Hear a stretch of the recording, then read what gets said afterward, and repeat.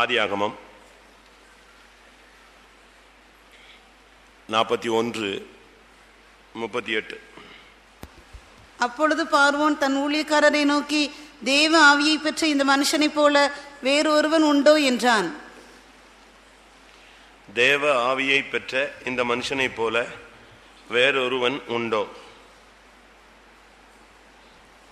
இது பார்வோன் சொன்ன ஒரு வார்த்தை. அபிஷேகம் பெற்ற ஒரு மனிதனை பார்த்து, மனிதனை குறித்து அவன் சொன்னதான ஒரு தெய்வீகமான வார்த்தை. ஆதியாகமம் 41:38. தேவ ஆவியை பெற்ற இந்த மனுஷனை போல ஒருவன் உண்டோ? அங்கே அபிஷேகத்தின் மூலமாக அவனுக்கு சொப்பனத்துக்கு அர்த்தம் கிடைச்சது. சொப்பனத்தின் அர்த்தத்தின்படி செயல்படுத்த ஒரு ஆள் கிடைத்தது. இது யோசேப்பின் அபிஷேகத்தின் மூலமாய் வெளியரங்கமாய் எகிப்துக்கு கிடைத்த நன்மைகள். இன்னும் சொல்ல போனா உலக பிரகாரமாக பொருளாதார ஒரு ஆசீர்வாதம், ஒரு தொழில்நுட்பம் மாதிரி. முதல்ல செழிப்பு, அதை சேர்த்து வச்சு பஞ்சத்தை கிளியர் பண்ணி கொள்வது. ஆனா இந்த அபிஷேகத்தினுடைய இன்னொரு பகுதி ஒன்று இருக்கு. அதை நம்ம விளங்கி கொள்ளணும். அதுதான் நமக்கு தேவை. நமக்கு மெட்டீரியல் பிளஸிங் தேவையில்லை. ஒரு பொய் சொன்னா நம்ம ஆசீர்வதிக்கப்படலாம். கொஞ்சம் தில்லுமுள்ளு பண்ணால் நம்மளும் உலகத்தில் மற்றவங்கள போல என்ன செய்யலாம், நல்லா சம்பாதிக்கலாம். கொஞ்சம் லஞ்சம் வாங்கினா நாமும் கூட உலகத்தில் செழிப்பாக காண முடியும்.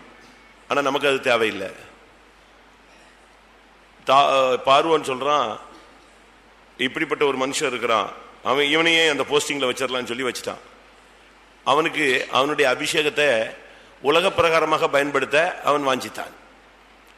ஆனால் இந்த அபிஷேகம் யோசேப்பை இந்த இடத்துக்கு எப்படி கொண்டு வந்தது, அதான் இப்போ நம்ம என்ன செய்யணும், சிந்திக்க வேண்டியது. நான் ஒரு 7 பாயிண்ட் சொல்கிறேன். நம்ம எல்லாரும் அபிஷேகத்தில் நிரம்புறவங்க, அபிஷேகம் பெற்றவங்க. ஒரு சிலருக்கு இன்னும் அபிஷேகம் இல்லை, ஒரு சிலருக்கு வல்லமை இருக்கு. இப்படி பல தன்மைகள். முதலாவது, அபிஷேகம் பெற்றவனுடைய ஃபர்ஸ்ட் கேரக்டர் என்ன?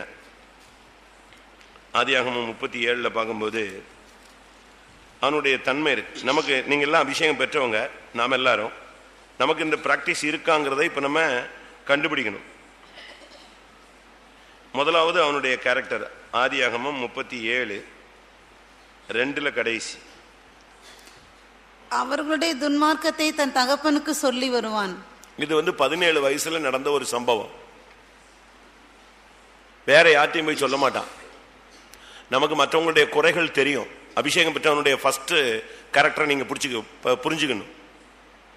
இன்னைக்கு அபிஷேகம் பெற்ற ஒரு மனுஷன், ஒரு மனுஷி, நானோ நீங்களோ ஒரு ஆளுடைய தவறு தெரியும் போது உடனே நம்ம என்ன செய்யறோம், பிராட்காஸ்ட் பண்றோம். உடனே நம்ம பக்கத்தில் உள்ளவங்ககிட்ட சொல்லிடுறோம், ஊழியக்காரங்கிட்ட சொல்லிடுறோம், விசுவாசிகள்கிட்ட சொல்லிடுறோம், மற்றவன்கிட்ட சொல்லிடுறோம். ஒரு புருஷன் தப்பு செஞ்சுட்டானா உடனே நம்மளே கேவலப்படுத்திக்கிறோம் நம்ம ரூமை, நம்முடைய குடும்பத்தை. தமிழ்ல சொல்லுவான், படுத்துக்கிட்டு துப்புனா எங்க வரும்? அதே மாதிரிதான் நம்ம மூஞ்சில தான் விழும். நம்முடைய குடும்பத்தின் கதைகளை நம்மளே பேசி, வெளியங்கரமா பேசி, என் புருஷன் சரியில்லை, என் மனைவி சரியில்லை, அவன் சரியில்லை, இவன் சரியில்லை, இப்படி நம்ம ஒருத்தர் விசுவாசிகளை, ஊழியக்காரங்களை இப்படி நமக்கு பேசியே நம்முடைய ஜீவியத்தில் அபிஷேகத்தை நம்ம நஷ்டப்படுத்திட்டோம். இந்த யானைக்கு மதம் பிடிச்சிருச்சுன்னா, குஷி ஆயிடுச்சுன்னா தலையில என்ன செய்யும், மண்ணள்ளி போட்டு கும்பாங்க. அதே மாதிரிதான் அநேக ஆவிக்குரியவர்கள் நல்ல அபிஷேகம் கிடைச்சிருந்தாலும் அதை வச்சு நம்முடைய லைஃபை எப்படி மேனேஜ் பண்ணணும்னு அவங்களுக்கு தெரியல. இப்போ ஒரு குழந்தைகிட்ட போய் 1000 ரூபா கொடுத்தீங்கன்னா அதுக்கு அந்த 1000 ரூபா மதிப்பு தெரியாது. என்ன செய்யும், ஒன்று வாயில வைக்கும், இல்லாட்ட என்ன செய்யும், கிழிச்சு போடும். அதுக்கு தன்மை தெரியாது. அதுபோல இன்னைக்கு அபிஷேகம் பெற்ற அநேகர் கிறிஸ்துவுக்குள்ள குழந்தையாக இருக்கிறபடினால அவங்களுடைய அபிஷேகத்தை வச்சு அவங்க செயல்திறன் இல்லாமல் இருக்காங்க. முதலாவது, இந்த அபிஷேகம் தன் சகோதரனுடைய துன்மார்க்கத்தை யார்கிட்ட சொல்ல வச்சது? தகப்பன்ட்ட மட்டும்தான் சொல்லுவான். வேற ரோட்ல யார்ட்டையும் சொல்ல மாட்டான், யார்ட்டையும் சொல்ல மாட்டான், ஷேரே பண்ண மாட்டான்.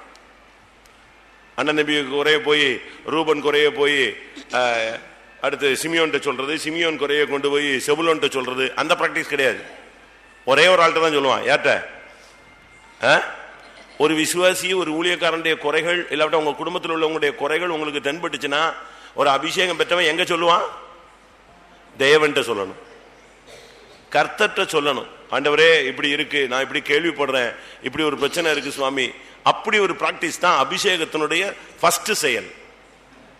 இல்ல நான் ஸ்ட்ரைட் ஃபார்வர்டு, மற்றவங்க தப்பு செஞ்சா என்னால அப்படியே கண்டுகிட்டு இருக்க முடியாது, சும்மா விட்டுட்டுலாம் போக முடியாது, கன்சாடையா விட்டு போக முடியாது, எல்லாம் சொல்லு, கெட்ட பேர் எடுத்துக்கோ, தூசி நீயே மண்ணலி போட்டுக்கோ.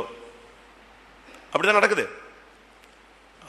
முதலாவது அவன் தன் சகோதரருடைய துன்மார்க்கத்தை தகப்பனுக்கு சொல்லுவான். அபிஷேகம் பெற்றவன் மற்றவனுடைய குறைய தேவன்கிட்ட மட்டும்தான் சொல்லுவானே தவிர வேற யார்ட்டையும் என்ன செய்ய மாட்டான், ஷேர் பண்ணவே மாட்டான். அவன் அங்கேயே தான் வைப்பான், பலிபீடத்துல தான் வைப்பான். பலிப்பொருளை எங்க தான் வைக்கணும், பலிப்பொருளை எங்க வைக்கணும், பலிபீடத்துல வச்சாதான் அது அங்கீகரிக்கப்படும், தகனிக்கப்படும், தேவன் அதை ஏற்றுக்கொள்வார். மற்றவங்களுடைய துன்மார்க்கத்தை நீ பலிபீடத்துல வை, கர்த்தர் அதை பார்ப்பார். ஒன்று. இரண்டாவது 3 இஸ்ரவேலின் முதிர் வயதிலே யோசேப்பு தனக்கு பிறந்ததினால் இஸ்ரவேல் தன் குமாரர் எல்லாரிலும் அவனை அதிகமாய் நேசித்து. அபிஷேகம் பெற்றவங்க உன்னை நினைவுல வச்சுக்கணும், கர்த்தர் உங்களை நேசிக்கிறார், அது மறந்துடவே கூடாது. ஆண்டவர் என்னை கைவிட்டாரு, என்னை மறந்துட்டாரு, அப்படிலாம் நீ யோசிக்க கூடாது. யாக்கோபை குறித்து சொல்லியிருக்கு, யாக்கோபே நான் உன்னை மறந்து விடவில்லை, யாக்கோபே நான் உன்னை வெறுத்து விடவில்லை. ஏன்னா ஆரம்பத்தில் ஒரு வார்த்தை சொன்னாரு, என்ன சொன்னாரு, யாக்கோபை ஸ்நேகித்தேன். அந்த வார்த்தையில சேஞ்சே கிடையாது.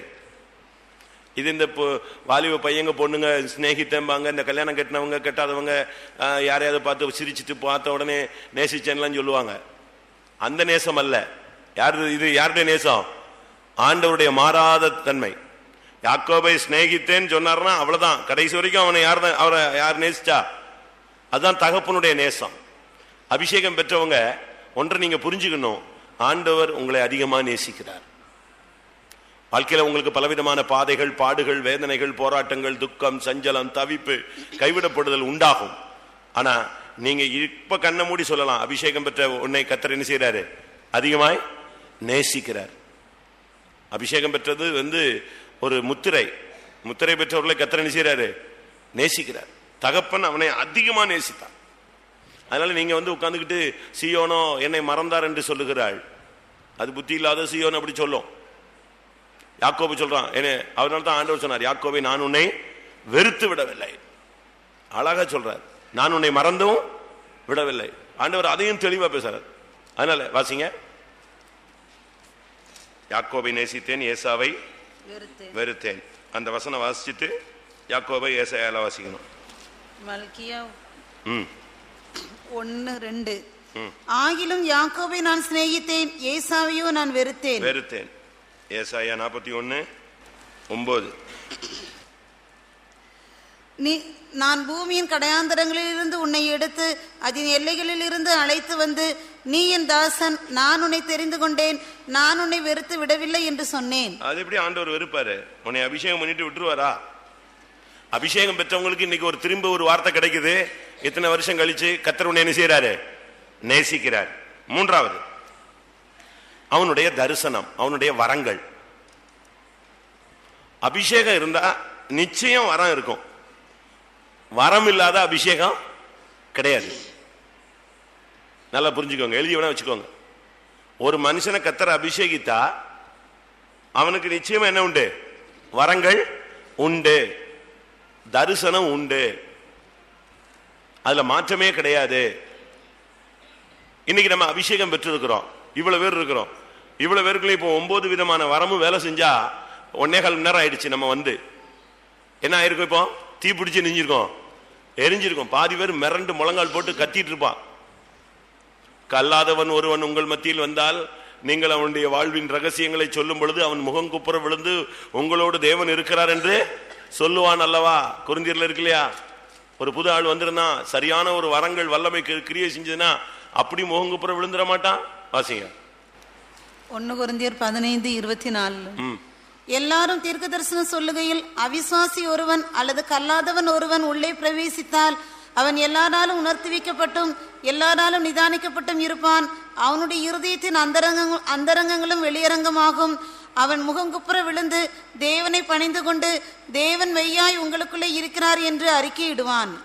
போதுமா? வரம் இல்லைன்னா சும்மா அவன் பாட்டுக்கு வருவான், என்னவோ எல்லாரும் ஆவில் அறிஞ்சாங்க ஸ்தோத்திரம், நீங்களும் இவனும் ஆவில் இறங்குவான், எந்திரிச்சு போயிடுவான்.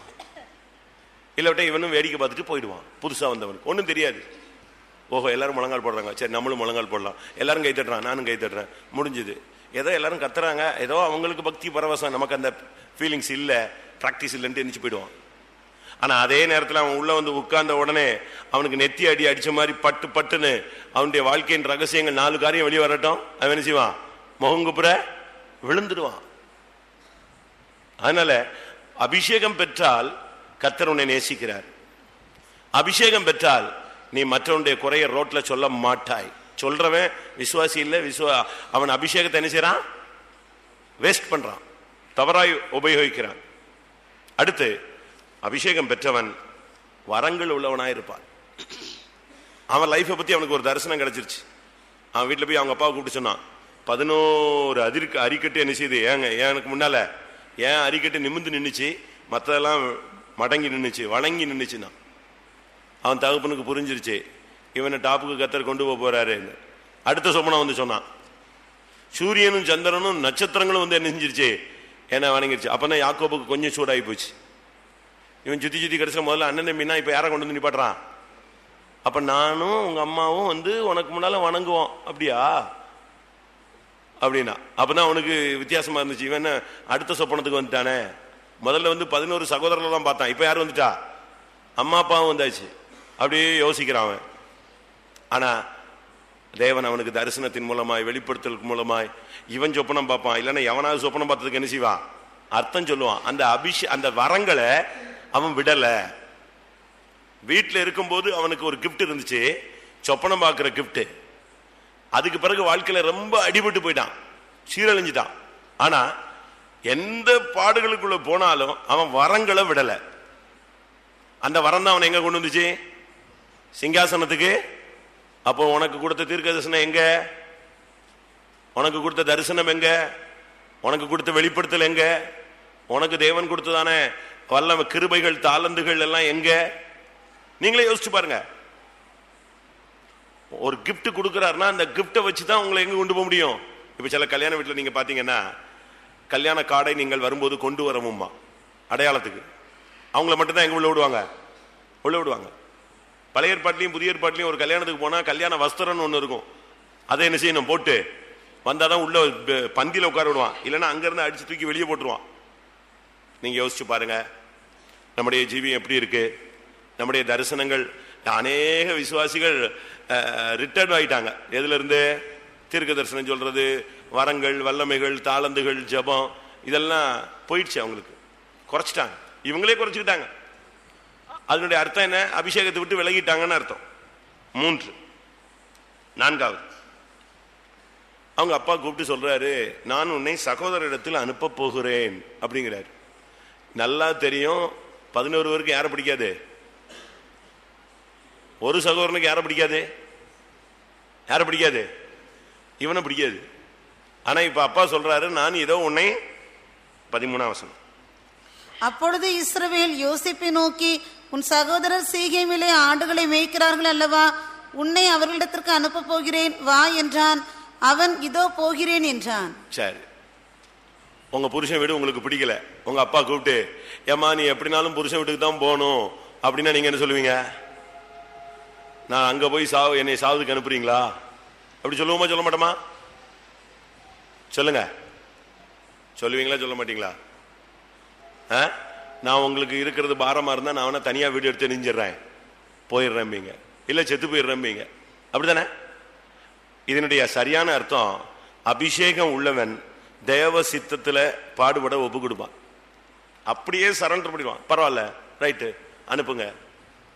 இயேசு கிறிஸ்து அப்படித்தான் சொன்னார், யாரை நான் அனுப்புவேன்? இதோ நான் இருக்கிறேன், என்னை நீர் அனுப்பு. இதுதான் யோசேப்பினுடைய அபிஷேகத்தினுடைய செயல். அபிஷேகம் இருக்கா?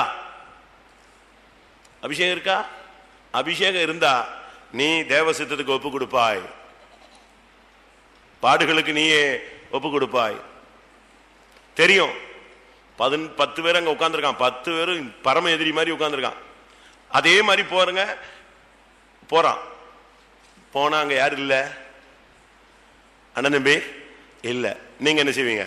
ஸ்தோத்திரம் ஸ்தோத்திரம், கர்த்தர் நம்மளை காப்பாத்திட்டாருன்னு நான் போனேன் டாடி. யாரு இல்ல? அவனுங்க எங்கிட்டு போனானுங்க தெரியல, எங்க வந்துருவோம்? வீட்டுக்கு வந்து உட்காந்துக்குவோம். அப்படித்தானே செய்வோம்? செய்வீங்களா செய்ய மாட்டீங்களா? நீங்க எல்லாம் உத்தமர்கள் மாதிரி அப்படியே ஒண்ணுமே தெரியாத மாதிரி புதிய ஏற்பாட்டு யோசிப்பு மாதிரி உட்கார்ந்துருக்கீங்க. சொல்லுங்க. நம்ம உடனே பார்ப்போம், நல்ல வேலை இவனுங்க எங்கிட்ட போயிட்டான், ஸ்தோத்திரம் பண்ணிட்டு வீட்டுல வந்துட்டு நான் போனேன் யாருமே இல்லை அப்படின்ட்டு ஸ்தோத்திரம் பண்ணிட்டு தப்பிட்டோன்னு சொல்லுவோம், கை கழுவிடுவோம். தேவ சித்தத்தை மேக்சிமம் கை கழுவத்தான் நம்ம என்ன செய்யறோம்? ட்ரை பண்றோம். பிலாத்து சொல்றாரு, நான் உண்மை விடுவிக்கவும் உண்மை சிலுவையில் இறங்கி எனக்கு அதிகாரம் உண்டு என்று உனக்கு தெரியாதா அப்படி இப்படின்னு சொன்னான். பிரச்சனை உச்சகட்டத்துக்கு வந்த உடனே டபால் என்ன பண்ணிட்டான்? கைய கழுவிட்டான். எனக்கும் இந்த நீதிபதியுடைய மரணத்துக்கும் என்ன கிடையாது, சம்பந்தம் கிடையாதுன்ட்டு கையை கழுவிட்டான். தப்பிடுவான்னு நினைக்கிறீங்களா நியாய தீர்ப்புக்கு? அவரை வாரினால் அடிக்க ஒப்பு கொடுத்தான், அதுக்கே அவனுக்கு பாதாளத்துல மொயின் இடம் கிடைச்சிடும். புரியுதா? வாரினால் அடிக்க ஒப்பு கொடுத்தாலே ஃபர்ஸ்ட் அடிக்க ஒப்பு கொடுத்தாலும் யாருதான்? இவன் தான். ஆனா கை கழுவுறான், தன்னை எப்படியாவது தப்பிடணும், இந்த ரத்த பலிக்கு நம்ம என்ன செஞ்சிடணும், தப்பிடணும் ட்ரை பண்றான். நம்மள அநேகர் தேவ சித்தத்துக்கு ஒப்பு கொடுக்கறதுக்கு ரொம்ப தயங்குறோம். அபிஷேகம் இருந்தா உன்னை இழுத்துட்டு போகும்.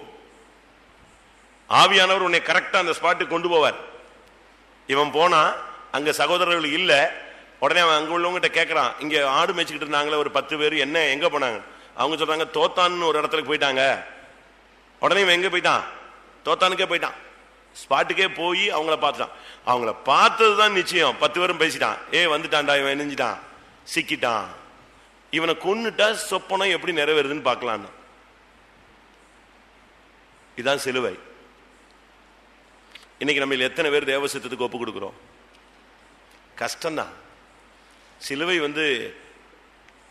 அது ஈஸியானது இல்லை. சும்மா சிம்பிளா சொல்லிடலாம், தன் சிலுவை எடுத்துக்கொண்டு என்னை பின்பற்றி வராதவன் எனக்கு சீசனா இருக்க மாட்டான். தூக்குனாதாங்க தெரியும், சிலுவைய தோல்ல வச்சாதான் தெரியும், ஆணில அடிச்சாதான் தெரியும் சிலுவையினுடைய வேதனை. தேவ சித்தத்தை காண்பிக்கிறது. அபிஷேகம் பெற்றவன் தேவ சித்தத்துல என்ன கஷ்டம் வந்தாலும் ஒப்பு கொடுப்பான். 5வது, அங்க போன இடத்துல இவனை வித்துட்டாங்க. அங்க போனா பாவம் தேடி வருது. அபிஷேகம் பெற்றவன் தேவனால் பிறந்தவன் தன்னை காக்கிறான், தேவனால் பிறந்தவன் பாவம் செய்யான். 1 யோவான் 5 கடைசி 5:18. தேவனால் பிறந்த எவனும் பாவம் செய்யான் என்று அறிந்திருக்கிறோம், தேவனால் பிறந்தவன் தன்னை காக்கிறான். தன்னை காக்கிறான், அதான் அபிஷேகம். அபிஷேகத்துல 2 வேலை இருக்கு. ஒன்னு தன்னை காப்பது, 2வது பாவமே என்ன செய்ய மாட்டான், செய்ய மாட்டான். இந்த அபிஷேகம் இருக்கா? நம்ம அபிஷேகம் எப்படி தெரியுமா? 2 மணி நேரம் உட்கார்ந்து சண்டை போட்டாலும் அடுத்து 3வது மணி நேரத்தில் ஆவியில் நிரம்புது. இது எப்படி? இந்த தூங்குனவங்கள எழும்புனவனே சோத்திரம் சோத்திரம் ஆவியில் நிறைஞ்சிருவான். அது என்ன அபிஷேகம்? அது அபிஷேகம் கிடையாது, அது இந்த பிராக்டிஸ்ல வர்றது. ஆவியானவர் வந்துடுறாரு, தூக்கத்தில் இருக்கிறவங்க தட்டி விட்ட உடனே டபால்னு குதிச்சிடுறாரு உள்ள, அப்படிலாம் கிடையாது, தவறு. நம்முடைய ஜீவியத்தில் அபிஷேகம் உன்னை காக்கும், சுத்தி வரும். நான் சொன்ன இல்லையா, நான் சொல்லியிருக்கேன் உங்களுக்கு, செயின்ட் அகஸ்டின். அகஸ்டின் தெரியுமா? புக் படிச்சிருக்கீங்களா, கேள்விப்பட்டிருக்கீங்களா? செயின்ட் அகஸ்டின் ஒரு காலத்தில் விபச்சாரக்காரர். நீங்க அந்த சரித்திரத்தை படிச்சு பாத்தீங்கன்னா, அவர் ரட்சிக்கப்பட்டு ஒரு பஸ் ஸ்டாண்ட்ல நின்னா அவனோட விபச்சாரம் பண்ண அவனோட பழகின ஒரு பெண் வந்துட்டா. அவ இவரை பார்த்துட்டா. ஆனா இவர் மனம் திரும்புறது அவளுக்கு தெரியாது. கூப்பிட்டாலாம், அகஸ்டின் அகஸ்டின் அகஸ்டின் கூப்பிட்டாலாம். இவருக்கு கைகால் ஓதறிடுச்சு, போச்சுடா இவ வந்துட்டால நடு ரோட்ல, போச்சு நம்ம இப்ப கையில பைபிள் வச்சு நிக்கிறோம், இவ என்ன பண்ண போறாளோன்ட்டு அப்படியே தெரியாத மாதிரி என்கிட்ட திரும்பி நின்றுக்கிட்டான். அவ பார்த்தா, ஓஹோ இவன் கவனிக்கல போட்டிருக்கு, கேட்கல போட்டிருக்குன்ட்டு ஓடி எங்க வந்துட்டா, முன்னால நின்றுக்கிட்டா. அகஸ்டின் என்னைய தெரியல, யாவும் இல்லை அப்படின்ட்டு இன்ட்ரோடியூஸ் பண்ண ஆரம்பிச்சா. அப்பதான் இவன் சொன்னா, உன்னை தெரியுது, நீதான், ஆனா நான் தான் நானு இல்ல. நீதான் இன்னும் விபச்சாரத்துல தான் இருக்க, இன்னும் பாவத்துல தான் இருக்கிற, ஆனா நான் தான் நான் இல்ல. நான் இப்ப யாரு? எனக்குள்ள யாரு இருக்கா? கிறிஸ்து இருக்கிறார். அதுதான் அபிஷேகத்தினுடைய வேலை. நமக்கு இந்த நாட்கள்ல ஒரு மாற்றம் வேணும்.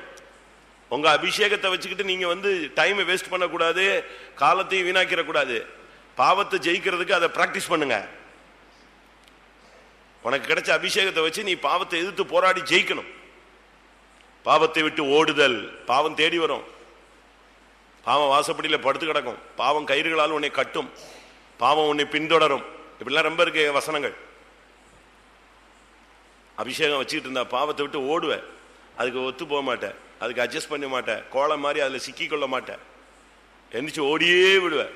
அப்படி ஒரு வேலை வேண்டாம், அப்படி ஒரு பிஸ்னஸ் வேண்டாம், அப்படி ஒரு ஐக்கியம் வேண்டாம், அப்படிப்பட்ட ஒரு குடும்பமும் வேண்டாம், ஓடியே போயிடுவேன் பாவத்தை விட்டு. ஆனா அபிஷேகம் உனக்குள்ள சரியா வேலை செய்யாம மங்கி போச்சுன்னா நீ அங்கேயே நெஞ்சிருவ, படுத்துருவ.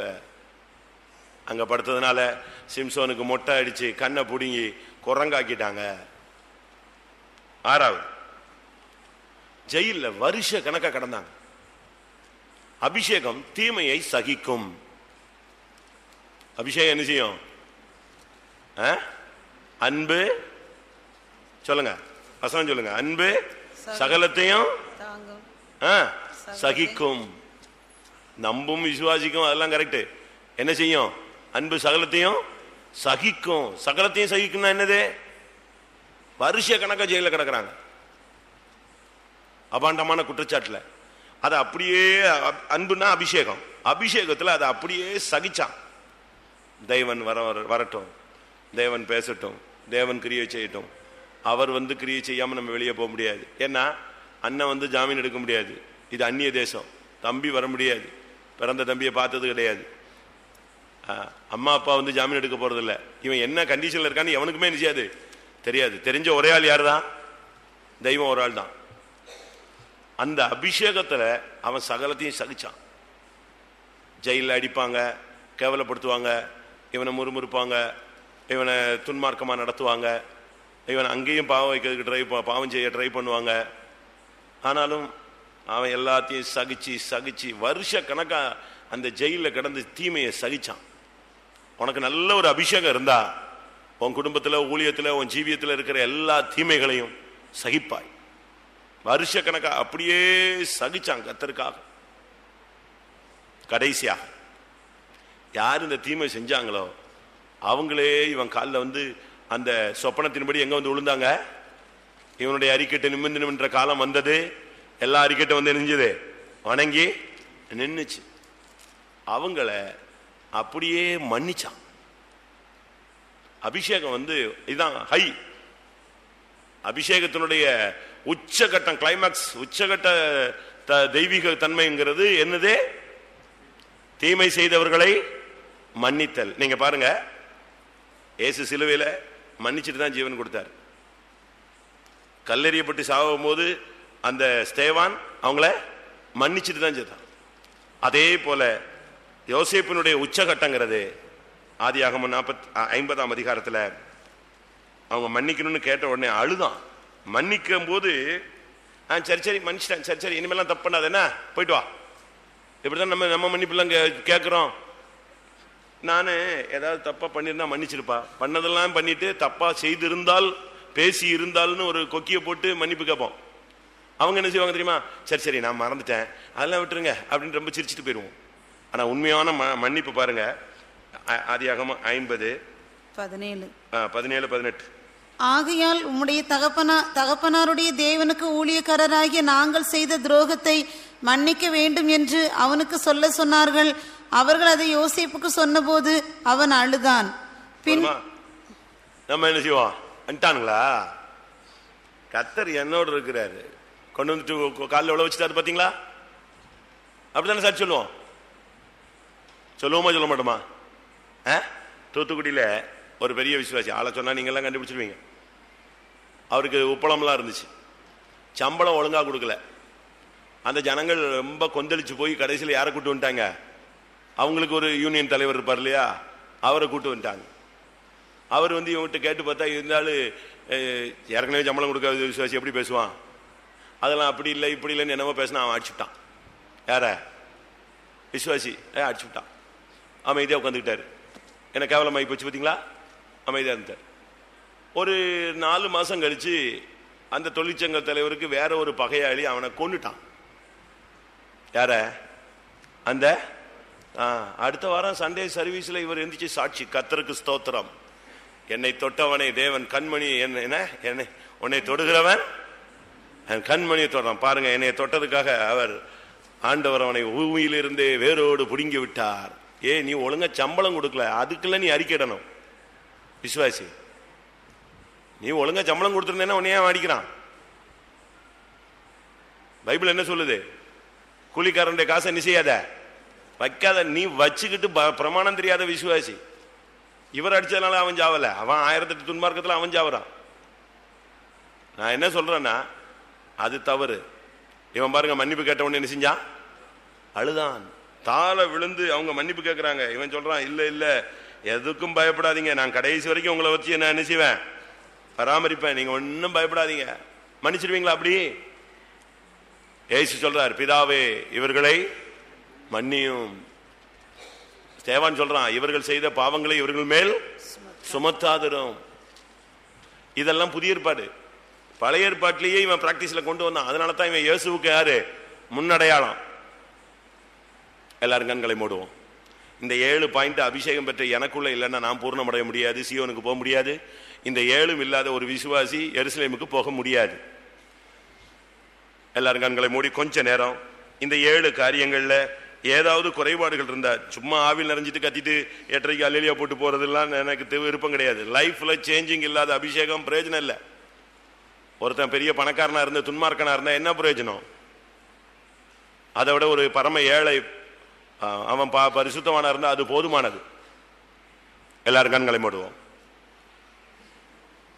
இன்னைக்கு கர்த்தர் உனக்கு சொல்லுகிற வார்த்தை, கர்த்தர் உன்னை நேசிக்கிறார். அந்த ஒரு வார்த்தை போதும். மனுஷன் நேசிக்கிறானோ, புருஷன் நேசிக்கிறானோ, மனைவி நேசிக்கிறாளோ, பெத்த பிள்ளை நேசிக்கிறதோ, பெற்ற தாய் தகப்பன் நேசிக்கிறாங்களோ இல்லையோ, கர்த்தர் உனக்கு சொல்லுகிற வார்த்தை. எல்லாம் பைபிள்லாம் மூடுங்க, கண்களை மூடி முழங்கால் போடுவோம். வாழ்க்கையில துக்கம், வேதனை, சஞ்சலம், தவிப்போடு வந்திருக்கிற தேவனுடைய பிள்ளையே, அபிஷேகம் பெற்ற தேவனுடைய பிள்ளையே, உனக்கு தேவன் சொல்லுகிறார், நான் உன்னை நேசிக்கிறேன். சிலுவையில தொங்கின கர்த்தர் உனக்கு சொல்லுகிறார், நேசிக்கிறேன் அல்ல, உன்னை அதிகமாய் நேசிக்கிறேன். தகப்பன் அவனை அதிகமாய் நேசித்தான். அபிஷேகம் பெற்ற ஒவ்வொருவரும் ஒன்றை நீங்கள் புரிந்து கொள்ள வேண்டும், மற்றவர்களை நேசிக்கிற தெய்வம் உன்னை அதிகமாய் நேசிக்கிறார். விசுவாசிக்கிறீங்களா? தேவன் உன்னை வெறுத்து விடவில்லை, தேவன் உன்னை மறந்து விடவில்லை. ஆமென், ஆமென். குறைகளை யார்ட்டையும் சொல்லாதீங்க, தெய்வத்திட்ட சொல்லுங்க. உங்களுடைய தரிசன வரங்களை இழந்து போகாதிருங்கள். தேவ சித்தத்துக்கு பரிபூர்ணமாய் ஒப்புக் கொடுங்கள். தீமையை சகியுங்கள், பாவத்தை விட்டு ஓடுங்கள், தீமை செய்தவர்களை மன்னியுங்கள். இதுதான் அபிஷேகத்தினுடைய செயல்திறன். எல்லாரும் கண்களை மூடுவோம், வாயை திறங்க, ஆண்டவரை நோக்கி கூப்பிடுங்க. அபிஷேகத்தை வச்சு நீங்க இதெல்லாம் செஞ்சிருக்கீங்களா? நான் செஞ்சிருக்கிறேனா? நாம் செய்திருக்கிறோமா?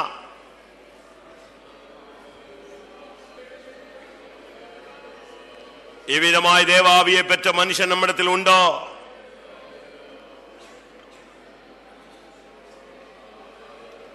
யோசேப்பின் அபிஷேகம் போல, யோசேப்பின் வாழ்க்கை போல உள்ளவர்கள் நம்முடைய மத்தியிலே உண்டோ?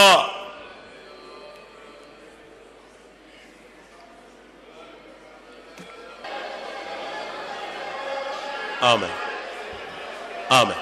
நம்மில் எத்தனை பேர், ஆண்டவரே நான் அபிஷேகம் பற்றி எத்தனையோ வருடம் ஆகியும் இன்னும் மற்றவருடைய குறைகளை நான் மற்றவர்கள்ட்ட சொல்ல ஆரம்பித்து விட்டேன், அப்படி பழகிவிட்டேன், உம்மிடத்தில் மாத்திரம் சொல்லாமல் நான் எல்லாரிடத்திலும் சொல்லிவிட்டேன் ஆண்டவரே, அது தவறு என்று எத்தனை பேர் உணர்கிறீர்கள்?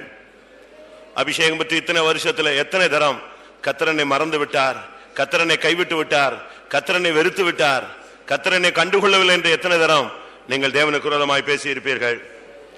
அபிஷேகம் பெற்று இத்தனை வருஷத்துல உங்களுடைய வரங்கள், தாளந்துகளை எத்தனை தரம் புதைத்து வைத்திருப்பீர்கள்? அபிஷேகம் பெற்றும் இன்னும் எத்தனை விசை தேவ சித்தத்துக்கு உங்களால் ஒப்பு கொடுக்க முடியாமல் தடுமாறி இருக்கிறீர்கள்? அபிஷேகம் பெற்ற பின்பு பாவத்தோடு ஒத்து போயிருக்கிறோமா? பாவத்தை விட்டு விலகி ஓடி இருக்கிறோமா? அபிஷேகம் பெற்ற பின்பு நாம் தீமையை சகித்திருக்கிறோமா? இல்லாவிட்டால் தீமையில நாம் புலம்பி இருக்கிறோமா? அபிஷேகம் பெற்று தீமையை செய்தவர்களை நாம் மன்னித்திருக்கிறோமா? ஆண்டவரே, அபிஷேகம் பெற்றும் நான் மற்றவர்களிடத்தில் குறைகளை பேசி தேவன் என்னை கைவிட்டார் என்று அறிக்கையிட்டு பாவத்தோடு ஒத்து போன இதெல்லாம் மன்னிக்க வேண்டும் என்று சொல்லுகிறவர்கள் எழும்பி அறிக்கையிடலாம். அபிஷேகத்துக்கு முன்பாக உள்ளது அல்ல, அபிஷேகம் பெற்ற பின்பு, ஞானஸ்நானம் பெற்ற பின்பு, சத்தியத்தை அறிந்த பின்பு. எத்தனை வருஷத்துல தேவன் என்னை கைவிட்டார் என்று சொன்னது தவறு. மற்றவருடைய குறைகளை நான் ரோடுல சொல்லி மற்றவங்களுக்கு முன்னாக சொல்லி கேவலப்படுத்தினது தவறு.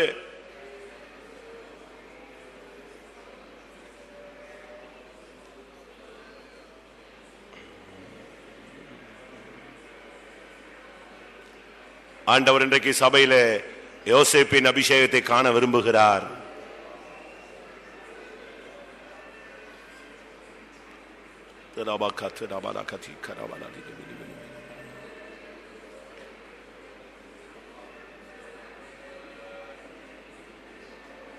Hallelujah.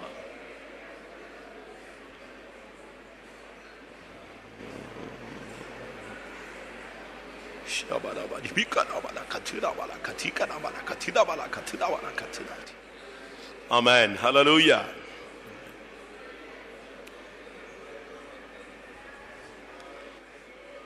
இன்றைக்கு மறுபடியும் அபிஷேகம் என்னும் விளக்கை கர்த்தர் உனக்கு ஏற்றி தரப்போகிறார். உன் விளக்கில எண்ணெயை கர்த்தர் ஊற்றப் போகிறார். யோசேப்பின் சிரசில் இருந்த அந்த அபிஷேகம் உன்மேல் வந்து இறங்கட்டும். தீமையை சகிக்கும் அபிஷேகம். ஓ, எந்த பாதையில் போனாலும் கர்த்தர் என்னை அதிகமாக நேசிக்கிறார். அவரிடத்தில் அன்பு கூறுகிறவர்களுக்கு சகலமும் நன்மைக்கு ஏதுவாய் நடைபெறுகிறது.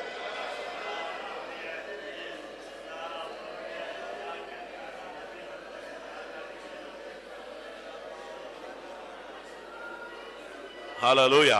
நமக்கு கொஞ்ச நேரம் இருக்கிறது பிரியமானவர்களே. ஆமென். கர்த்தர் மறுபடியும் அந்த அபிஷேகத்தை நமக்கு தரட்டும். ஹல்லேலூயா. கர்த்தர் உன்னை அதிகமாக நேசிக்கிறார்.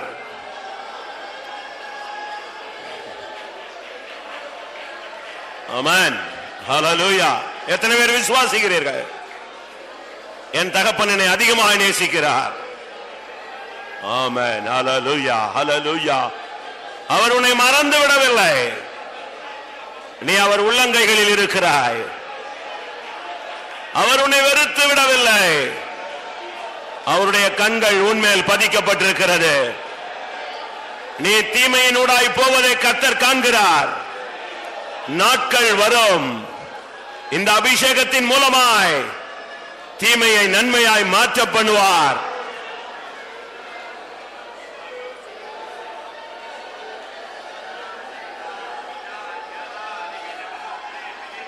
நீங்க எழும்பி அறிக்கை செய்தது உண்மைன்னா கர்த்தர் உங்களை அபிஷேகம் பண்ணுவது உண்மையாயிருக்கும். நீங்க இப்படிப்பட்ட வாழ்க்கையை வாஞ்சித்தது உண்மைன்னா நிச்சயமாக இந்த அபிஷேகத்தின் மூலமாய் உங்களுக்கு அப்படிப்பட்ட ஒரு வாழ்க்கையை தேவன் தருவார்.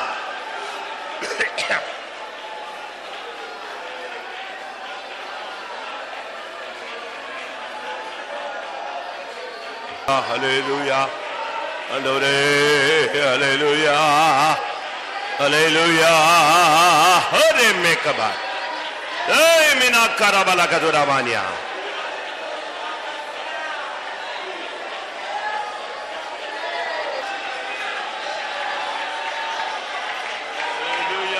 Hallelujah, hallelujah, hallelujah, hallelujah, hallelujah, hallelujah.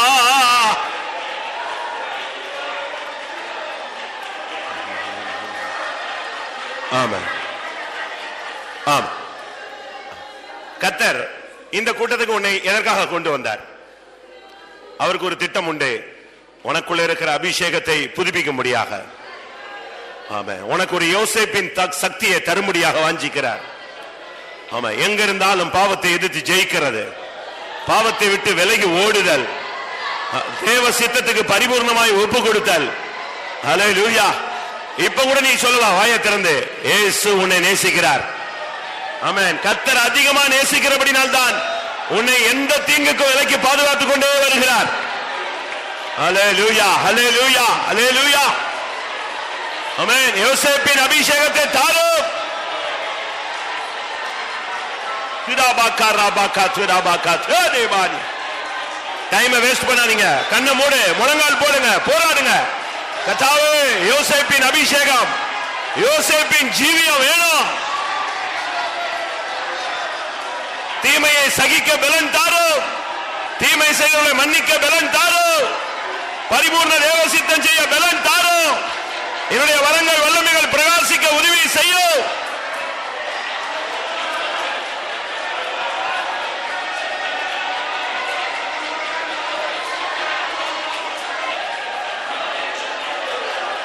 ஆமா ஆமா. நமக்கு ரொம்ப ஷார்ட் டைம், குறைஞ்ச நேரங்கள் தான். ஆனா இதுல ஒரு நிறைவான அபிஷேகத்தை நம்ம பெற்றுக்கொள்ளணும். டைமை வேஸ்ட் பண்ணிடவே கூடாது. தயவு செய்து ஆண்டவரே எனக்கு தாங்க, கேளுங்க. பரலோக ராஜ்யம் பலவந்தம் பண்ணப்படுகிறது. ஆமென். பலவந்தம் பண்ணுகிறவன் அதை பிடித்துக் கொள்கிறான், பெற்றுக் கொள்கிறான்.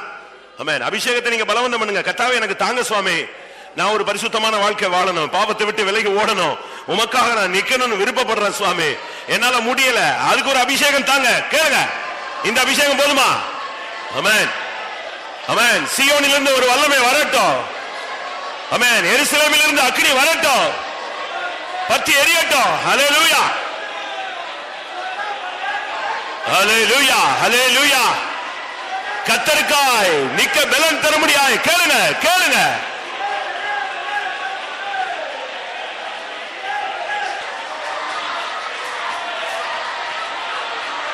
ஹல்லேலூயா ஆமென் ஆமென். ஹல்லேலூயா ஆமென் ஆமென்.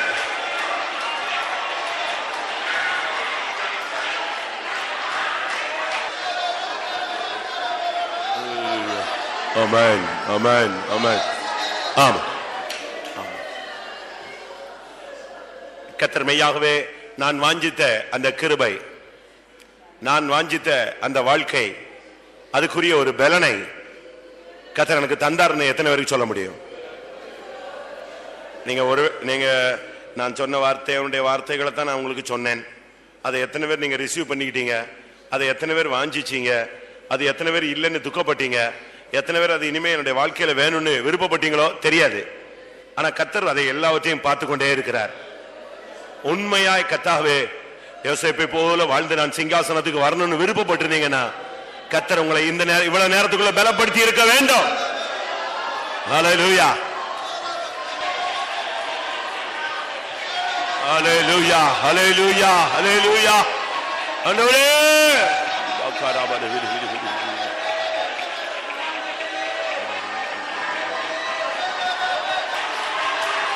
அலைக்கபாரியானோ பிதாபக்கத்துரோ ஹக்கவினி விரவானியாலாவாலா. ஹல்லேலூயா ஹல்லேலூயா ஆமென். ஆம். பாவம் அறியாது பாவமே செய்யாது பாரிதில் ஜீவித்தீரே. பாவம் அறியாது பாவமே செய்யாது பாரிதில் ஜீவித்தீரே. பரிசுத்தரும்மை போல் ஜீவிக்கவே, பரிசுத்தரும்மை போல் ஜீவிக்கவே பலமதை தாருமையா, உந்தன் பலமதை தாருமையா, பலமதை தாருமையா, உந்தன் பலமதை தாருமையா. எத்தனை பேருக்கு உண்மையா தேவை? ஆண்டவரே உம்மை போல ஜீவிக்க, மன்னிக்க, மறக்க, சகிக்க, உமக்காய் நிற்க எனக்கு ஒரு பலன் தாரும். கேளுங்க, வாயை திறந்து கேளுங்க. ஆமென் ஆமென் ஆமென் ஆமென் ஆமென் ஆமென் ஆமென். ஹைகரபகத்ரா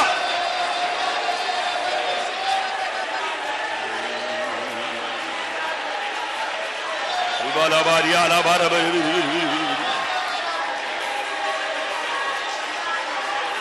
வாயை திறவுங்க. ஆமென். பரிசுத்தர் உம்மை போல ஜீவிக்க எனக்கு பலன் தாங்க. ஆமென். ஹalleluya. உன் வாயை விரிவாய் திற, நான் நன்மையினால் நிரப்பட்டும். ரிக்கமானியா ரபஹானியா ரபகதுடா.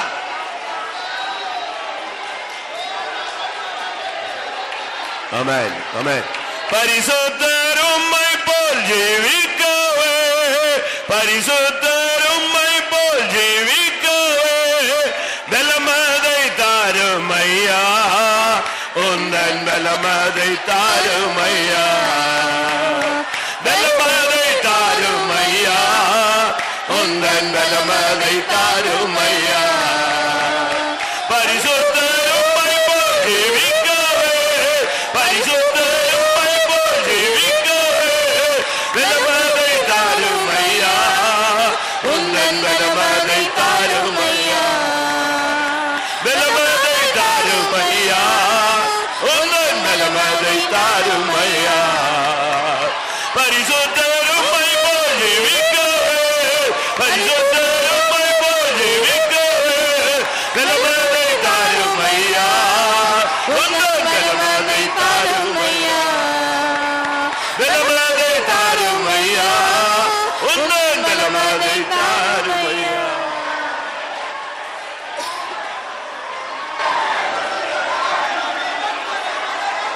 ஏகாரமனா ஷவனஹ ஏகாரமனவர.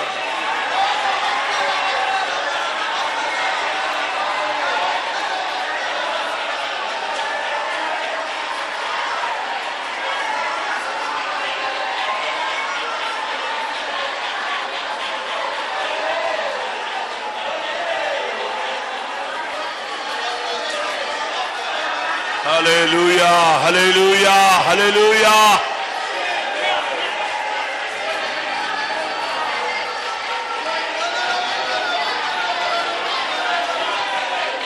இயேசுவே. ஆமென். கர்த்தருடைய சமூகத்துக்காய் ஸ்தோத்திரம் பண்ணுவோம். Praise the Lord, praise the Lord, praise the Lord, praise. அபிஷேகத்தின் மூலமாய் யோசேப்பை கர்த்தர் எவ்வளவாய் தெய்வீகமாய் மாற்றினார் என்பதை விளங்கிக் கொள்ள கர்த்தர் நமக்கு உதவி செய்தபடினால ஸ்தோத்திரம் பண்ணுவோம். ஸ்தோத்திரம், ஸ்தோத்திரம், ஸ்தோத்திரம், ஸ்தோத்திரம், ஸ்தோத்திரம், ஸ்தோத்திரம். அப்படிப்பட்ட ஒரு அபிஷேகத்தை வாஞ்சிக்க, அப்படிப்பட்ட அனுபவத்தை பெற்றுக்கொள்ள கர்த்தருடைய ஆவியானவர் நமக்கு அனுக்கிரகம் செய்தபடினால ஸ்தோத்திரம் பண்ணுவோம். Praise the Lord, praise the Lord, praise the Lord, praise the Lord. இன்னும் இந்த அனுபவங்களை வளர்ச்சி அடைந்து சிங்காசனத்துக்குள்ளாய் மாறி அவரை சந்திக்க உதவி செய்ய முடியாது. ஸ்தோத்திரம் பண்ணுவோம். பிதா குமாரன் பரிசுத்த ஆவியானவருக்காய் ஸ்தோத்திரம் பண்ணுவோம். எல்லா மகிமையும் அவருக்கே செலுத்தி ஸ்தோத்திரம் பண்ணுவோம். ஜெபம்.